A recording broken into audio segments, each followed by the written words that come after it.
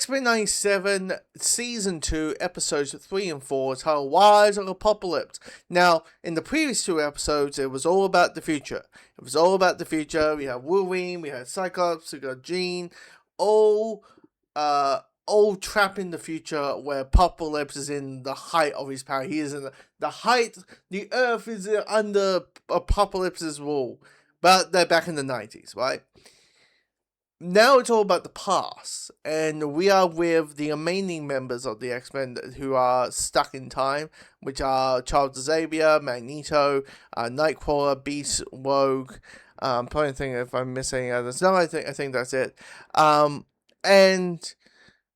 you have this really good two-parter, so showing the origins of Apocalypse, knowing what type of person he was before he went all full metal and went massive in size, and how he came to be and all that. But understand who he was, what type of life he had. He was in Egypt, but he was a conqueror. He was trying to survive of the fittest and that type of thing. Meanwhile, he's full of rage, and you have Magneto trying to be Charles for Apocalypse, which probably immediately shows a big arc for Magneto, because it's Magneto. He's all about humans, Homo sapiens can't, they'll just crush us like a boot. So we had to destroy them all, and if they destroy any mutants, like he's that type of character, and him going to the part of what Charles normally is to Apocalypse, saying, look, there's another way, and then maybe there's a possibility, Apocalypse ain't Apocalypse yet, so let's see if we can actually change his point of view, change his mindset, and you have Charles being the doubter, which is normally, Eric's, is normally Magneto's, wall.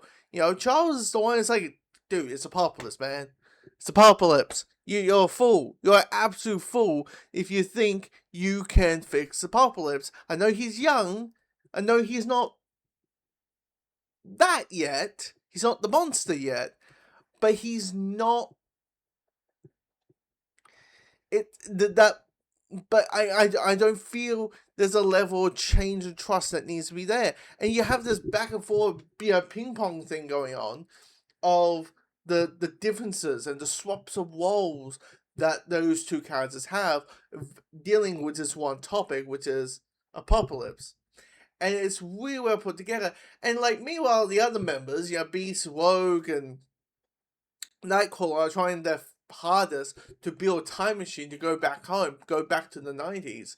And it's kind of giving you enough. It kind of gives you okay, here's the goal, but here's the emotional core of it.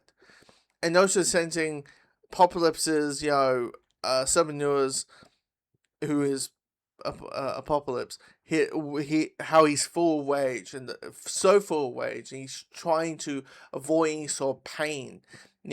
Basically, any sort of happiness is pain to him.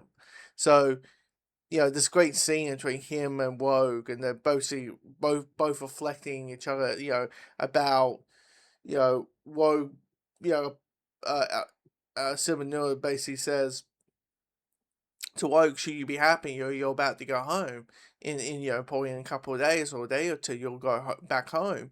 And the response was, yeah, but there's someone ain't gonna be there. Of course, Gambit, because Gambit died basically halfway through season 1. And Apocalypse is like, well, I never loved someone. Well, anytime I have loved someone, my heart is broken. So I have shielded this wall. So clearly, rage and anger and hatred is the only thing he knows, and it's basically a coping mechanism to avoid all those conflicts, avoid all that pain. And I'm like, this is layer, this is going on layers here. Now, the big... Clearly, Apocalypse is our big season bad, but clearly we have also another season bad in this season, or maybe, this character is more hinting for season 3, which is Kang. Good old Kang! I couldn't help but laugh when I saw that blue face I couldn't help but laugh a little bit, knowing Quantum Mania and Marvel's like plan to have Kang as like the big MCU, the multiverse saga big bad, and how that didn't turn out as they hoped. So it was kind of interesting seeing like Kang in that situation. I mean, I mean the scene where, because he's dressed up as a pharaoh, right? Egyptian pharaoh, and he's and he mentions Kang, but it didn't really click my head that we're talking about Kang. I thought like maybe it's this whole thing. Um, yeah, yeah, that type of like, oh yeah, it's probably a word, but no, he literally puts the purple helmet with the blue face. It's okay, that's Kang. Go Kang the Conqueror is in this as well. There's a lot of emotional stuff, and the most emotional stuff is the big climax. Like, Amateur is now fully apocalypse, and I love how it's through choice. It's not through happenstance. It's just through choice. He's like, this is who you're going to be. Like, Charles is like, Charles is saying to, uh, Salvanua, is, this is who you're going to be. Do you not want to be that? And he's like, I want to. It's my choice. I want to. And essentially, it's never again. Like, never feel the pain again. And this is how he sees it to be. And so immediately go the emotional core of choice for the villain. So you got that. And then, like, the big action sequence where you have, like, okay, most of the X-Men are back in time, but Charles and Eric, and they're fighting Apocalypse together, and there's so much emotional core, there's so much emotional stuff going on. Like, I have a feeling Magneto was going to spoil it by him being the one leaving behind, and all that kind of stuff. But I was like, the more that was going on, the more like epic, emotional, like the final battle or the final fight for Magneto has this weight to it, and also a little bit of symmetry, because he saves, like, Apocalypse is about to destroy this entire city, this Egyptian city, and Magneto is able to save them.